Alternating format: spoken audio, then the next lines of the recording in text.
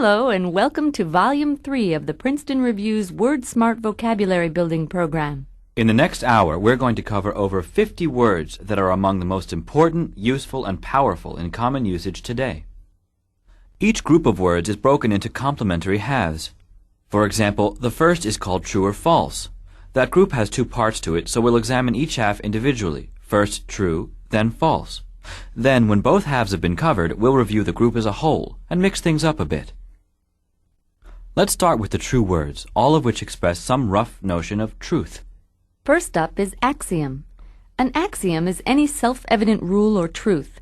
It often takes the form of a widely accepted saying. Everything that is living must one day die is an axiom. The reason being, one can't really argue the truth of that statement. An axiom is also a geometry rule that doesn't have to be proven because its truth is accepted as obvious, self-evident, or unprovable. The rich get richer is an axiom. It is unquestionable. It's axiomatic. Connected closely to its root word define, definitive means conclusive, providing the last word. The army, for example, completely wiped out the invaders. Its victory was definitive. Walter wrote the definitive biography of Keats. Nothing more could have been added by another book. Furthermore, no one could find anything to object to in Cindy's definitive explanation of how the meteorite had gotten into the bathtub. When something is definitive, it has the effect of defining the thing it describes. It is complete to the point of providing a definition. Definitive. The 10 Commandments are a set of precepts. The Golden Rule, which demands that we treat others as we would treat ourselves, is also a precept. A precept is a rule to live by, a principle establishing a certain kind of action or behavior. It's a maxim. Love thy neighbor is a precept we sometimes find difficult to follow. Our neighbor is a noisy oaf who painted his house electric blue and who throws his empty beer cans in our yard. People accept and follow precepts because they have the ring of truth and common sense to them. For instance, bacon is the healthiest food to eat would never be a precept because it's simply ridiculous. Indeed, any person with a brain would at least question the veracity of a statement like that. And a good thing, too, because it's in fact not true. The veracity of that statement is more than in doubt, it's just not valid. Veracity means truthfulness. You can see the Latin root veritas, which means truth, is there. For example, the veracity of George Washington's story about the cherry tree is legendary, but we can never be sure it was anything but legend. After falsely crying wolf 5 or 6 times, people were not inclined to trust the veracity of the boy's 7th call for help. Along the same lines, we have verisimilitude. Try this example on for size. The verisimilitude of the counterfeit $11 bills didn't fool the eagle-eyed Treasury officer. He saw immediately that they were clever fakes. A great combination of easily recognizable roots. Verisimilitude means similarity to reality, appearance of truth, looking like the real thing. Veri, of course, means true or real, while simile, as in similar, means like, and tude provides for being, or the state of. Put them all together, and you get the state of being like the truth. The Godfather movies are renowned for their verisimilitude. The filmmakers went to extraordinary lengths to recreate life in turn-of-the-century New York and Italy. No details were left out or ignored. Verisimilitude. When a fact is taken to be true without any proof, it's called a postulate. A postulate is taken to be true, not necessarily because it is, but because it is convenient to take it as such. We might be able to prove a postulate if we had the time, but not now. A theorem is something that is proven using postulates. What's more, postulate can be used as a verb, too, only it's pronounced postulate. Sherlock Holmes rarely postulated things, waiting for evidence before he made up his mind. When you postulate something, you present an idea as true. Christopher Columbus postulated that the world was round. He was right, and his courage was even more extraordinary given the putative notions of the day. Everyone believed the earth was flat. Putative means commonly accepted as true, supposed, or reputed. The putative reason for placing the monument downtown is that nobody wanted it uptown. When you use the word putative, you emphasized that the reason was only supposed, not proven. This is the key to putative. Even though everyone supposed the world was flat, it turned out not to be the case. Columbus's premise was that the world was round, and he concluded that if one kept sailing, one would eventually end up where one started. He based his conclusion on the premise that the world was round. A premise is an assumption that is used as the basis for a conclusion. In deciding to eat all the ice cream in the freezer, my premise was that if I didn't do it, you would. Also, on the premise that 2 wrongs make a right, I hit him 3 times. Now let's quickly review the words from the true section of True or False. Here they are. Axiom. A self-evident rule or truth. Definitive. Conclusive, providing the last word. Precept. A rule to live by. A principle establishing behavior. Veracity. Truthfulness. Verisimilitude. The appearance of truth, similarity to reality. Postulate. Something accepted as true without proof. Putative. Commonly accepted, supposed, or reputed. Premise.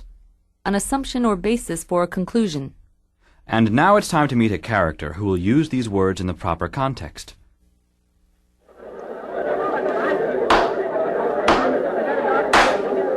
In a court of law, truth is paramount. First, we put witnesses under oath to have them swear to the veracity of their remarks. Of course, there is no way to guarantee that everyone will speak truthfully. In fact, many professional witnesses give false testimony that seems exactly like the truth. The verisimilitude of their stories can fool even the best jury. But, unfortunately, the juries aren't pictures of righteousness either. They often condemn a defendant in their minds before the trial even starts, ignoring the fundamental American precept that one is innocent until proven guilty. While most people say they accept the putative notion that justice is blind, obviously they don't believe it in their hearts. Then there are the lawyers. They are supposed to support their arguments with valid premises. But sometimes lawyers don't base their arguments on any factual foundation at all, and still somehow manage to convince a jury that their description of an event is absolute, final, and definitive. I am skeptical, however, and unwilling simply to accept what lawyers say as postulates. I demand proof. And I can't dispute the oft-quoted axiom about our legal system. Don't trust the lawyers. It's time to take a look at the words from the other half of the true or false group, words that connote a sense of things being fake or untrue. Many film buffs can never forget the character of Big Daddy as played by Burl Ives in Cat on a Hot Tin Roof, as he stalked his plantation accusing his family of lies and mendacity. What better way could there be to remember the meaning of mendacious, which means lying or dishonest? Children are naturally mendacious. If you ask them what they are doing, they will automatically answer, nothing. Or, the jury saw right through the mendacity of the witness and convicted the defendant. To be mendacious is to engage in mendacity or lying. I have no flaws, except occasional mendacity. Every once in a while, I'll tell a lie. And speaking of movies, the film industry is in the business of spinning apocryphal tales. That's why we go to the movies, because for a couple of hours, the fictitious seems true. Apocryphal means of doubtful authenticity, fictitious, possibly untrue. An apocryphal story is one whose truth is not proven or whose falsehood is strongly suspected. Like apocalypse, this word has a religious origin. The Apocrypha are a number of extra books of the Old Testament that the Protestants and the Jews don't include in their Bibles because they don't think they're authentic. There is much speculation, for example, that Geraldo's stories of his many romantic conquests are apocryphal, but who really knows? Many people don't doubt for a minute that he's lying and call his claims spurious. Unlike apocryphal, which only implies some measure of doubt, spurious means out and out false. The political candidate attributed his loss to the many spurious rumors that hounded him throughout his campaign. Spurious connotes falseness in a particularly negative way. If you're busy trying to convince someone of something that's untrue, you're trying to delude them. For instance, the con man deluded us into thinking that he would make us rich. Instead, he tricked us into giving him several $100s. To delude is to deceive. The deluded mental patient believed that she was a chicken. To be deluded is to suffer from a delusion. That he was a great novelist was the delusion of the English teacher who could scarcely write 2 complete sentences in a row. Nevertheless, he held the delusion that he was a great novelist. Bert, the well-known jerk, suffered the delusion that he was a very great man. His unpleasant behavior, however, belied his impression of himself. To belie is to give a false impression of, to contradict. Here's another example. Melvin's smile belied the grief he was feeling. Despite his happy expression, he was terribly sad inside. Or, the messy appearance of the banquet table belied the huge effort that had gone into setting it up. A word that is sometimes confused with belie is betray. Let's look at the first example we just used again. Melvin was smiling, but a small tear in one of his eyes betrayed the grief he was feeling. His smile, however, belied his grief. That is, his smile gave a false impression. Don't confuse the two. Here's another. The fact that the groom kept his fingers crossed during the wedding ceremony betrayed his true feelings about his bride. The loving look he gave her belied his true feelings. One cannot ignore the possibility that the groom was being duplicitous. Duplicity is the act of being two-faced, double-dealing, and deceiving. Dave, in his duplicity, told us he wasn't going to rob the bank, and then he went right out and robbed it. Liars, like Dave, engage in duplicity all the time. They say one thing and do another. The duplicitous salesman, for example, sold me the stuffed moose, but it turned out to be a stuffed cow. When something looks fake, even though it is supposed to look real, it is contrived. Sam's acting, for instance, was contrived. No one in the audience believed his character or enjoyed his performance. Contrived means artificial or labored. The artist was widely admired for her originality, but her painting seemed contrived to me. And no one laughed at Dickey's contrived attempt at humor.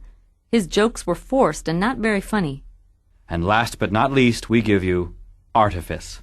The Trojan horse, for example, was an artifice designed to fool the Greeks. An artifice is a clever trick. Artifice also means cunning or guile. Mrs. Baker had to resort to artifice to get her children to bathe. She told them that the bathtub was filled with sugar syrup and that they could drink it if they climbed in. As you can probably see by examining their roots, artifice and artificial are related words. All right, that's that. Now a quick review of the false words we just learned. Mendacious. Lying or dishonest. Apocryphal. Of doubtful authenticity. Mythical. Spurious. False or fake. Delude. To deceive or trick. Belie. To contradict or give a false impression of. Duplicity. The act of being two-faced or double-dealing. Contrived. Artificial, labored, or forced. Artifice. A clever trick, also cunning, guile. And now, to put these false words to good use, we present Marvin the Magician.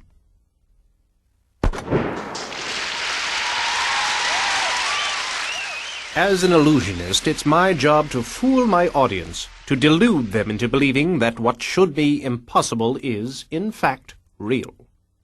Some people object to this trickery. They think of it as lying. But that's what magic is. Clever tricks are my trade, and artifice is my art. In fact, some of the tricks are very difficult to execute, and the smile on my face belies the effort I'm making. Now, it is true that many critics don't like my work. Some say my tricks are too forced and contrived. Others say that I have stolen my greatest tricks from other master magicians. Such accusations are false, mean-spirited, and outright spurious, and I deny them completely. This profession is full of lying and mendacious types who thrive on the downfall of others. I would never double-cross any of my colleagues. I am incapable of such duplicitous behavior. If anything, it's other magicians who steal. From me. Those cheats will stop at nothing. They've even been spreading this bizarre myth, this apocryphal story about my having died during an underwater coffin escape attempt last June. And now we mix up all the words from both halves of the group true or false. First, we'll simply name a word and give you time to think of the definition. After the pause, a concise definition will follow, along with another example. Here then are all the words from the true or false group. Putative. Putative means commonly accepted, supposed, or reputed. The putative makeup of the moon was green cheese. Mendacious. Mendacious means lying and dishonest. The mendacious athlete swore that he had used no steroids, even though he ran a mile in under 30 seconds. Artifice. An artifice is a clever trick and also means cunning. Orson Welles, even as a youngster, was a master of cinematic artifice. Veracity. Veracity means truthfulness. Lie detector tests are designed to test the veracity of the test taker's remarks. Axiom. An axiom is a self-evident truth or widely accepted saying. Do unto others as you would have them do unto you, otherwise known as the Golden Rule, is an axiom. Duplicity. Duplicity means double-crossing, underhanded, and deceitful. My duplicitous friend swore she wasn't interested in my boyfriend, but then went out with him last night. My boyfriend was guilty of duplicity too. Verisimilitude. Verisimilitude means similarity to reality, appearance of truth, or simply looking like the real thing. I painted my walls to look like marble and was amazed by their verisimilitude. It actually looked like marble. Definitive. Definitive means conclusive or providing the final word. Ian's model of the DNA molecule was definitive. It could not possibly have been improved upon. Apocryphal. Apocryphal means of dubious authenticity, possibly untrue or mythical. The much-touted rivalry between Betty Davis and Joan Crawford has been described by many as apocryphal. They may have been the best of friends. Delude. To delude means to deceive, to convince someone that something false is actually true. The evil accountant deluded the old woman into believing that she owed no taxes. Her jail cell in federal prison proves otherwise. Postulate. A postulate is something that is accepted as true without the need for proof. They usually support larger arguments. For example, that the sun rises in the east and sets in the west is a postulate that may have helped prove that the world is round. Spurious. Something spurious is definitely false. Reports that the Academy Award-winning actress was also an accomplished porn star were decried as spurious by her press representative. Precept. A precept is a simple rule or maxim. The only things you can depend upon are death and taxes is a commonly accepted precept. Contrived. Something contrived is forced and artificial at the same time. The plots of many sequels are heavily contrived. They aren't supposed to seem plausible. They're just pulled together to give the stars a chance to appear on screen again. Premise. A premise is an assumption or the basis for a conclusion. The fact that I burned my hand when I touched the door was the premise by which I concluded that there was a fire in the hallway. Belie. To belie something is to contradict it or to prove it false. The calm weather belied the fury of the coming hurricane. And that marks the end of the true or false group of words. Be sure to take a look at the word spellings on the enclosed insert card. Getting a feel for how the words look written out can be a big help in memorizing their meanings. And now, without further delay, we bring you more words, more definitions, and more craftily written examples. Let's begin. Our next group is called From the Sublime to the Ridiculous. We'll be discussing words that describe things that are near perfect as well as things that are far from perfect, maybe even downright strange. Let's start at the very beginning and cover the sublime words first. As a matter of fact, let's let sublime be the first word. This one we reserve for use only when describing things that are so wonderful they go beyond all average standards of descriptions. After winning $70 million in the lottery and quitting our jobs as sewer workers, our happiness was sublime. Sublime means awe-inspiring, extremely high, lofty, and majestic. Consummate means perfect, complete, or supreme. A consummate pianist is an extremely good one. Nothing is lacking from the way he or she plays. Consummate is also a verb. Notice the different pronunciation. To consummate something is to finish it or make it complete. Signing a contract would consummate an agreement. If that agreement is very sacred, like a marriage, then it's sacrosanct. A church is sacrosanct. Sacrosanct is also used loosely and often ironically outside of religion. For instance, Mr. Peter's lunchtime trip to his neighborhood bar was sacrosanct. He would no sooner skip it than he would skip his mother's funeral. Some people think that the Corvette is the apotheosis of American car making. They think it is the ideal. Apotheosis means the perfect or divine example of something. Jeffrey is unbearable to be with. He thinks he's the apotheosis of masculinity. Well, maybe he is.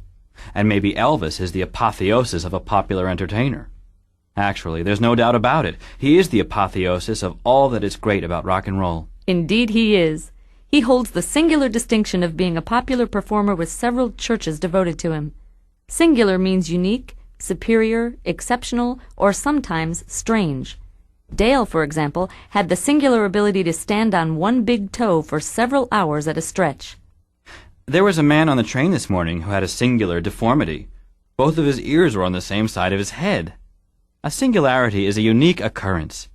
Singularity is also the quality of being unique. Just remember one singular sensation from the Broadway musical A Chorus Line, and you can't go wrong. Profound means deep. Deep in a variety of ways. Profound understanding is deep understanding, like Einstein's understanding of physics. To say something is profound is to say that it's deeply intelligent or discerning. Profound dislike is deep dislike. The noun of profound is profundity. Einstein's head was replete with ideas concerning the nature of the universe. Or, the once polluted stream is now clean and replete with fish of every description. Replete means completely filled, abounding. Another example. The groom ate all 9 courses at the wedding banquet. He was filled to the point of repletion. Replete. The bride and groom drove away in a stretch limousine, replete with fuzzy dice and bumper stickers. The last word in this half of the Sublime group is exemplify. Exemplify means to illustrate by example, to serve as a good example. Fred, for instance, participated in every class discussion and typed all of his term papers. His teacher thought Fred exemplified the model student. And Fred's classmates probably hated him. But anyway, an exemplar is an ideal model, while exemplary means outstanding and worthy of imitation. Any way you slice it, to exemplify is to be really, really good. Now we're ready for a quick review of the Sublime. Profound. Very deep and or meaningful. Replete. Abounding or completely filled with something. Singular. Unique, superior, exceptional, or strange. Apotheosis. The perfect or divine version of something. Exemplify. To serve as a good example. Consummate. Perfect, complete, supremely skillful. Sublime. Awesome, majestic, extremely wonderful. Sacrosanct. Sacred, untouchable or unassailable. In order to get an idea of how these words actually function out there in the real world, here's someone who'll use them in context. And now, here's Madhavista, the Himalayan holy man.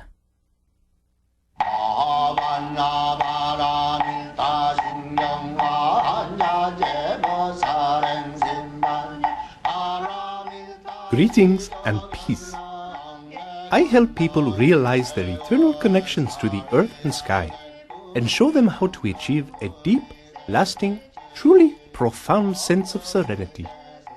Here in our small mountain monastery, we perform a variety of rituals, each overflowing with songs and chants. The rituals are replete with the ancient words and music that bring us closer to oneness. The feeling of oneness is like no other. It is unique, strange, truly singular. It was my former master who taught me to achieve this special state. He was a perfect, enlightened one, the apotheosis of a Himalayan holy man. More than any other teacher I've had, I modeled myself after him, for he exemplified all that is good about our beliefs. But beyond his great holiness, he also had supreme mastery of his voice. He was the consummate Vedic chanter. There was not a monk in all of India that could top him. Like my master before me, I help people to get in touch with their inner selves to achieve overwhelming feelings of joy that can only be described as sublime, surpassing all previous feelings of goodness and satisfaction. Many Westerners do not understand our work here, but to all of us at the monastery, rituals are just as holy, just as sacrosanct as the rituals of Western religions. I must go meditate now. Shanti. And now it's on to the ridiculous half of our group. This is a wide-ranging group of words that mean dull, poorly made, absurd, wrong, or bizarre. Let's start with gratuitous. We'll begin with an example. The scathing review of the movie contains several gratuitous remarks about the sex life of the director. Gratuitous means uncalled for, unjustified, unprovoked, and freely given out. Their attack against us was gratuitous. We had never done anything to offend them. Gratuitous is often misunderstood because it is confused with gratuity, which means a tip, like the one you leave in a restaurant. It's a nice thing. Gratuitous, however, is not a nice word. When things don't go according to plan or where you wanted them to go, they can be said to have gone awry. For example, the hunter's bullet went awry. Instead of hitting the helpless deer, it hit another hunter. Awry means both off course and twisted to one side. When we couldn't find a restaurant, our dinner plans went awry. And as if that weren't enough, the old man's hat was awry. It had dipped in front of his left eye. Things went awry for the novelist whose new book was called Inane by the critics. It was particularly hurtful since he had a reputation for writing profound and relevant books. Inane means silly and senseless. Right. Your plan to make an indoor swimming pool by flooding your basement was inane. Or Mel made a few inane comments about the importance of chewing only on the left side of one's mouth. Then he passed out. Something that is inane is an inanity. And no, filling the basement was a fine idea. It's just that it was an anomaly, and no one knew how to deal with it. An anomaly is an irregularity, an exception to the rule. For example, a snowy winter day is not an anomaly, but a snowy day in July is. What's more, a house without a roof is an anomaly, a cold and wet anomaly. Or a tiger with no stripes is an anomaly, and a stripeless tiger is called anomalous. That's the adjective form. That's right. Something irregular or not normal is anomalous, like an anomaly. And just think about life in a roofless house. Things would probably quickly degenerate, which means to break down, deteriorate, or get worse. Or, the discussion quickly degenerated into an argument. Or try this.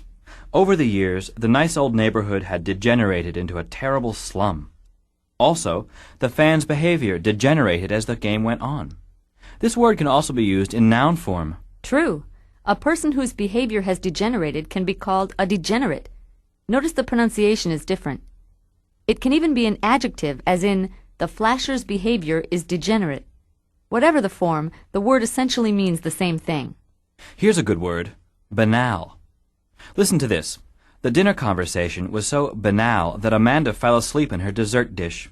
It means really unoriginal or very ordinary. A banal statement is boring, trite, and uncreative. It is, in a word, a banality. What made Amanda fall asleep was the banality of the dinner conversation. It was incredibly dull. Banal. Knowing Amanda, however, it's no surprise she was bored. She herself has so many idiosyncrasies, only the most bizarre things keep her interested. An idiosyncrasy is a unique peculiarity. Eating green beans drenched in ketchup is one of her many idiosyncrasies. The doctor's interest was aroused by an idiosyncrasy in Bill's skull. There seemed to be a coin slot in the back of his head. Bill is idiosyncratic. So is Tara's driving. She seems to prefer the sidewalk to the street. Any strange behavior that characterizes someone or something is an idiosyncrasy. And finally, we give you a word that means romantic or idealistic to a foolish degree. Here it is in a sentence.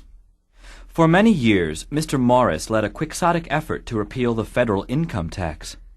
The word quixotic is derived from the name Don Quixote, the main character in Cervantes' classic 17th century novel. His romantic idealism almost invariably got him into trouble. His habit of fighting windmills exemplified his quixotic ideals. To be quixotic is to be as foolish or impractical as Don Quixote in pursuing an ideal. Another example. The political organization had once been a powerful force in Washington, but its membership had dwindled as its causes became more and more quixotic. I think it's time for a quick review. Okay. We'll cover just the ridiculous words. I'll start. Here's anomaly. An abnormality, an aberration or irregularity. Quixotic. Romantic or idealistic to a foolish degree. Awry. Off course or twisted to one side. Banal. Unoriginal or ordinary. Degenerate. To break down or deteriorate. Inane. Silly or senseless. Idiosyncrasy. A peculiarity or eccentricity. Gratuitous. Unprovoked, unsolicited, uncalled for, and freely given. Good. Now it's time to introduce you to an eccentric abstract expressionist artist so you can hear these words in action. Without further ado, then, here is Irena Kuvobi. I am not normal. I am not like anyone or anything else. I am an anomaly even among artists. In my art I reject everything that's ever been done before. All art before mine is just too ordinary, boring, and banal. My art springs from my own uniqueness. It is the sum of all my personal eccentricities and idiosyncrasies. It is also efficient art. Nothing is extra or uncalled for, because I loathe gratuitous frills and excess. In my effort to avoid creating senseless, silly, or otherwise inane works of art, I am always reaching for the impossible. My current effort to wrap the Empire State Building in a golden sheath of latex has been called overambitious, impractical, and even quixotic by many skeptics, many who just don't understand my plans. I admit I am currently off course, and my plans have gone awry. If I can only keep the mediocrity hounds from entering my space, I can put things back on track again. I need time to stop this work from degenerating further, from falling apart completely. More funding would help. Now, of course, it's time to put all the words from our group, from the sublime to the ridiculous, together and give them a final run-through. Remember to fill in the definition in the pause that follows each word. Ready? Avanti. Sacrosanct. Sacrosanct means sacred, not to be changed. Julian's ritual of kissing the airplane before he boarded was sacrosanct. Without that kiss, he refused to fly. No questions asked. Gratuitous. Something gratuitous is unprovoked, uncalled for, freely given, and unfriendly. After she fired my friend Polly, her boss slapped her face. Now that's gratuitous behavior. Profound. Profound means deep in a spiritual or intellectual way. The philosophy professor's ideas on the nature of existence were truly profound. Just talking to him made me feel as though I might not exist. Awry. When something has gone awry, it's gotten off course, gone bad, or, quite literally, been bent out of shape. After that little boy touched the Mona Lisa at the Louvre, somehow it looked awry. It certainly wasn't hanging straight. Consummate. Consummate means perfect and complete. Ella Fitzgerald, for instance, is the consummate singer of the 20th century. Her singing says it all, and no one can do better. Quixotic. Quixotic means idealistic and romantic to a foolish degree. Derek's effort to aid every old lady in the city to cross the street was quixotic, to say the least. Inane. Inane means silly, pointless, or senseless. After hours of viewing reruns, the inanity of Gilligan's Island gave me vertigo. Replete. Replete means completely filled, abounding. The snazzy hotel penthouse suite was replete with every possible convenience and luxury.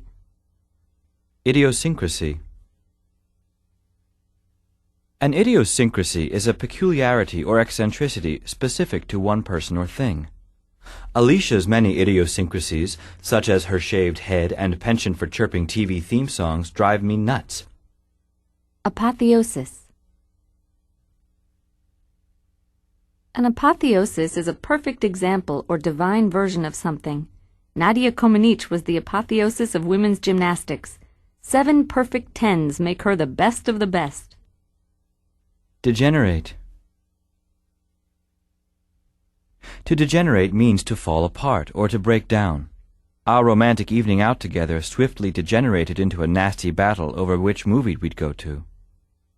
Singular. Something singular is unique or extraordinary.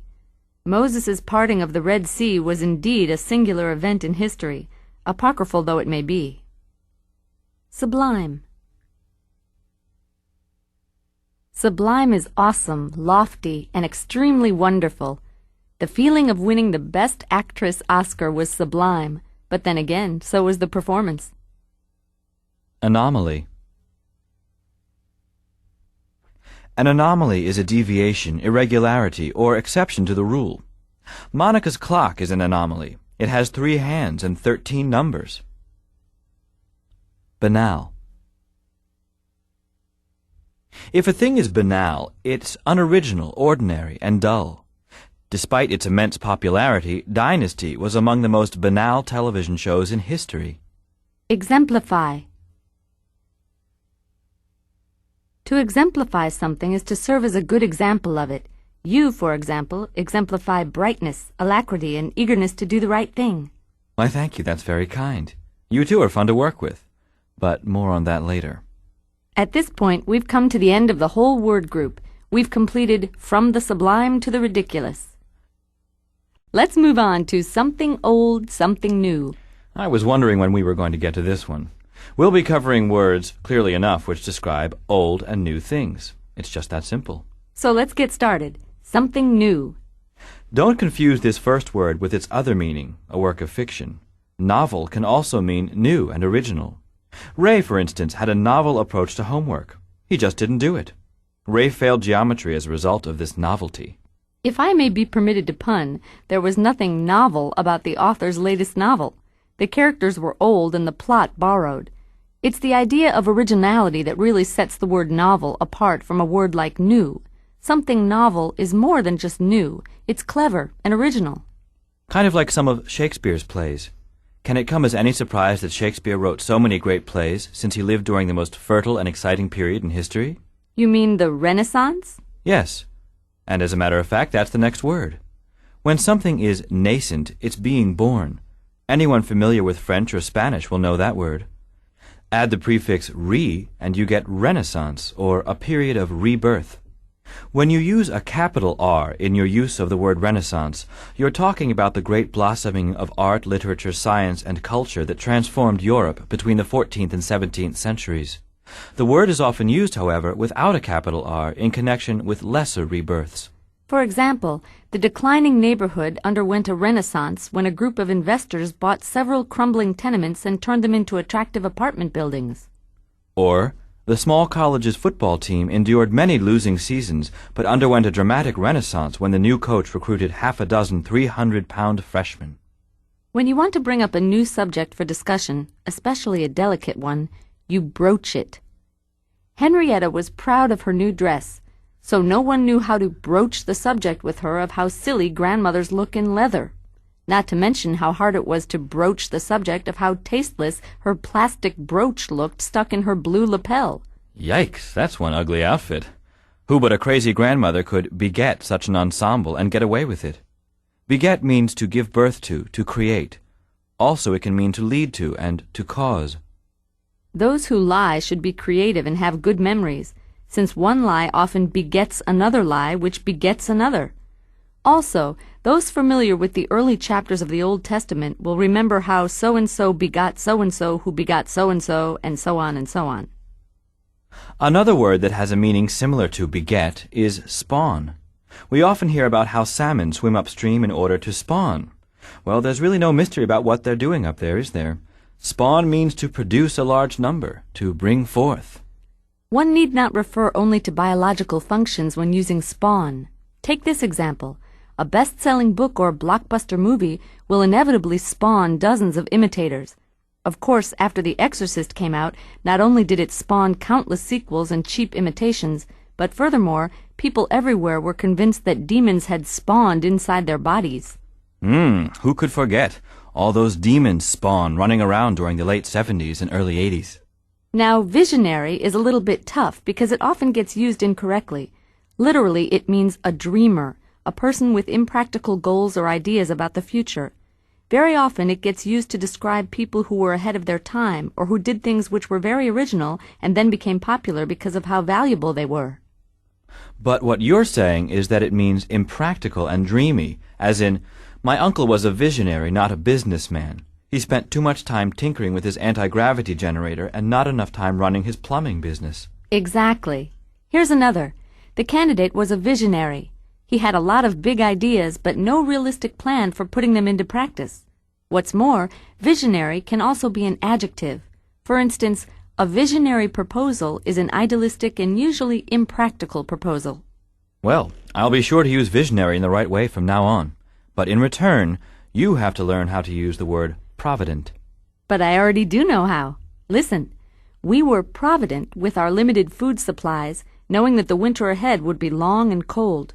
Provident is an adjective that describes people who prepare and provide for the future and are frugal. Well, it seems you do know how to use provident. Now it's my turn. The provident father had set aside money long ago for the college education of his children. Moreover, to be improvident is to fail to provide for the future. It was improvident of the grasshopper not to store any food for the winter, unlike his acquaintance, the provident ant. It could have been that the grasshopper simply planned to replenish his supply as the winter wore on. To replenish means to fill again, to resupply, and to restore. This is the last of the something new words, but here are a few more examples. The manager of the hardware store needed to replenish his stock. Quite a few of the shelves were empty. Or, the commanding general replenished his army with a trainload of food and other supplies. Here's one. After the big Thanksgiving meal, everyone felt replenished. The act of replenishing is a replenishment. The replenishment of our wood supply was our first thought after the big snowstorm. Now it's time for a quick review of the words we just learned. We'll give you the words again, followed by simple definitions of each. First up. Novel. Novel means new and original. Renaissance. A renaissance is a rebirth or revitalization. Beget. To give birth to create, or to lead to. Spawn. To spawn is to produce in great numbers, to give rise to. Broach. To broach is to bring up a subject, usually a delicate one. Visionary. Impractically idealistic about the future, an idealist. Provident. Prepared for, providing for the future. Replenish. To fill again, to resupply, to restore. And now, we're going to introduce you to someone who can really make these words come to life. Here's the mayor of our fine city, Boyd Perry.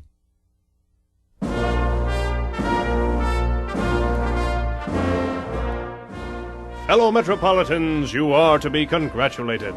It is your hard work and commitment that have rebuilt our fair town and sparked an urban renaissance. It was clear that new and original tactics were called for, and our approach to this task was a novel one. Many thought our plans for the future were idealistic, if impractical, and I, of course, was called a visionary. But as time has proven, our foresight at the time was indeed provident, and our future, therefore, seems assured. Our civic spirit, which was nearly gone, has been replenished, as our city's prospects are once again bright. And, as anyone will tell you, happiness breeds more happiness, which in turn begets more good things, and so on and so on. But just look around the country, my friends, and see how our extraordinary effort has spawned countless similar efforts in cities like ours. That said, it is with little hesitation that I will broach the subject of my re-election. Hello, fellow Metropolitans! Hello! Now let's move on to the words from the other half of this group, something old. There's no need to explain that these words all describe things that are old or that came before. All right, let's get started late in the alphabet with vestige. See if you can figure out the meaning by hearing it in context first. The unhappy young man found vestiges of his fiancée in the rubble. The explosion had effectively ended their romance. Oh, that's pleasant. A vestige is a remaining little piece of something, a last trace. Here's another, less gruesome example. An old uniform and tattered scrapbook were the only vestiges of the old man's career as a professional athlete. Also, your appendix is a vestige. It used to have a function, but now this organ does nothing. No, that's not unpleasant at all. The adjective form of vestige is vestigial. The appendix is referred to as a vestigial organ. It is still in our bodies, although it no longer has a function. It is a mere vestige of some function our digestive systems no longer perform. Perhaps it's not a vestige at all, and is actually a precursor to something that hasn't shown up yet. A precursor is a forerunner, something that comes before and paves the way for whatever it is that follows. This weekend, I'll be vacationing in a friend's rustic cottage up on Lake Quackahuchi. It's pretty enough, but I'll miss having a hot shower, television, and electric lights. I see. Rustic means rural, lacking urban comforts, or primitive. It can also be used as a noun, as follows. A rustic is an unsophisticated person from the country. That rustic log cabin I'll be staying in was the antecedent to most of American residential architecture. The prefix ante, A-N-T-E, almost always means before, so it makes sense that the word antecedent means something that came before. It can also mean the model for something that came after, like your friend's log cabin. Also, your grandparents, as well as your parents, could be said to be your antecedents. They came before you, and they are in many ways models for how you turned out. The horse-drawn carriage is an antecedent of the modern automobile. Antecedent also works well as an adjective. For instance, the oil lamp was antecedent to the light bulb. A good way to remember antecedent is that it is related to a word that's similar in meaning, precedent, which means an earlier example of something. Precedent is the noun form of the verb to proceed or to go before. To set a precedent is to do something that sets an example for what may follow. The major difference between precedent and antecedent is that an antecedent usually is different, more primitive than the things that came after it. A precedent is usually very similar, as it is in the law. For example, George's consumption of 400 hot dogs has no precedent. No one had ever done it before. In other words, it was unprecedented. It was entirely new. How about this? Last year's $1 million prom set a precedent that the current student council hopes will not be followed in the future. That is, they hope that future proms won't cost $1 million. Spending that kind of money for a high school dance does, after all, go against both tradition and convention. When something is conventional, it's common, customary, and unexceptional. For instance, the architect's conventional designs didn't win him awards for originality. Tipping the waiter in a restaurant is a conventional courtesy. It's often used as a buzzword for old hat, as in the following example. Conventional wisdom is what everyone thinks. The bland politician maintained his popularity by never straying far from the conventional wisdom about any topic. It's really the opposite of novel. Here's a word that doesn't in and of itself mean old, but is often used in conjunction with old or simple ideas. Rudimentary, which means basic, crude, or unformed. The primitive tribe's tools were very rudimentary. In fact, they looked more like rocks than tools. Here's one. The boy who had lived with wolves for 15 years lacked even the most rudimentary social skills. That's when you're using rudimentary to mean basic. Here's one for use as crude. The strange creature had small bumps on its torso that appeared to be rudimentary arms and hands. More pleasantries, I see. Let's move on to the last word in this group. Here's an example first. For a happy life, eat figs is not an adage. No one ever said it before this moment. Honesty is the best policy is an adage. An adage is an old saying, a familiar bit of wisdom. The key is an adage must be old, tried, and true. Have you got one? An apple a day keeps the doctor away. An old chestnut, but nevertheless an adage. Likewise, a bird in the hand is worth two in the bush. Adages are often cliches, but that's an inevitable result of standing the test of time. And speaking of which, it's time for a quick review of our words from something old. Vestige. A last remaining trace of something. Precursor. Predecessor. Something that comes before and paves the way for what comes after. Antecedent. Someone or something that went before and provides a primitive model for what followed. Conventional. Common, customary, or unexceptional. Precedent. An earlier example of something or someone. Rustic. Rural, lacking in sophistication, primitive. Rudimentary. Basic, crude, unformed, or undeveloped. Adage. An adage is an old familiar saying, a cliched bit of wisdom. And now, as you all know, it's time to hear the words used in context. So without further delay, meet Joan Whifflamue, Museum Curator.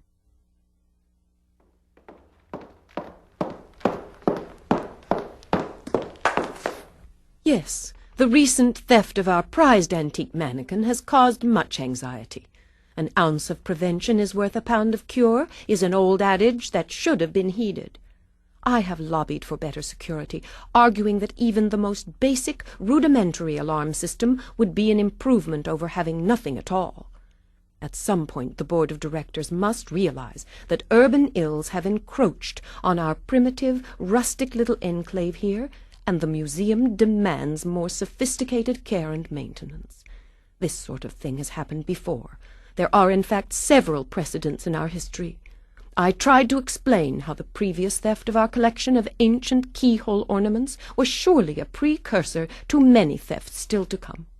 I mean, for God's sake, even the most common, traditional, conventional wisdom says, protect what we have left. After so many robberies, we're down to the last vestiges of what was once a large and important collection. This current theft is especially devastating because the mannequin is the oldest antecedent of all modern-day storefront mannequins. Such a loss. Such a shame. The time has come then to rally together all of the words from the group Something Old, Something New. We'll be following the same format we always have. Let's begin. Vestige. A vestige is a last trace. After the earthquake, the only vestiges of my home were the smoldering foundations. Renaissance. A renaissance is a rebirth or revitalization. My parents' remarriage marked the unlikely renaissance of my fractured family. Spawn. To spawn is to reproduce in large amounts. Frogs don't just give birth, they spawn thousands of offspring from a large nest of eggs. Rudimentary. Rudimentary means very basic, crude, or primitive.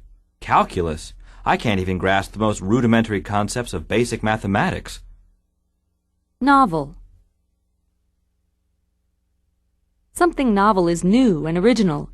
Montague's five-wheeled bicycle was a novel but effective invention. Conventional. Conventional is common, unexceptional, or old hat. Mistress Formica's unimpressive approach to the dance of the tarantella was conventional, to say the least. Broach. To broach a subject is to bring it up.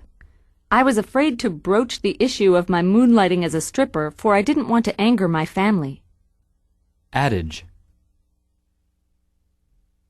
An adage is an old familiar saying that carries some amount of wisdom. That's the way the cookie crumbles is an example of a classic adage. Antecedent. An antecedent is anything that came before and provided the basic blueprint or model for that which came after. Ancient campfires were the antecedents of today's modern nuclear reactors. Beget. To beget is to bring forth, to lead to create. In cycles of family behavior, one generation's actions inevitably beget similar actions in the following generations. Rustic.